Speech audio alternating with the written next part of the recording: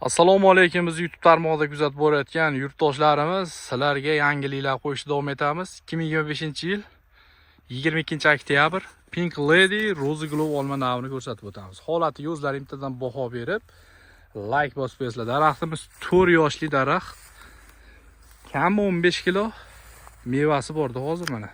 O'zlaringiz ko'rib turibsizlar, 3 metrga 1 metr sxemada olmani holatiga like bosib qo'yasizlar bittadan. Mungariylar mana olmamiz. Juda go'zal bo'ldi-yu. Texnik pishdi. Hozir bu bog' sotilgan do'ng savdoga gektar 20 ming dollardan sotildi.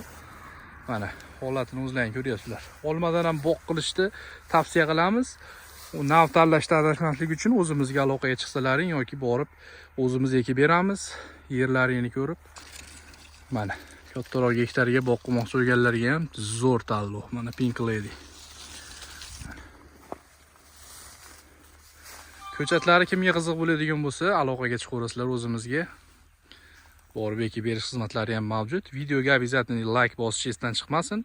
Sog' bo'linglar, bizni kuzatishda davom etinglar. Xuddi shunaqa qiziq videolar chiqib borishi uchun podpiska tugmasini bosib, qo'llab-quvvatlab qo'yasizlar. Sog' bo'linglar, salomat bo'linglar.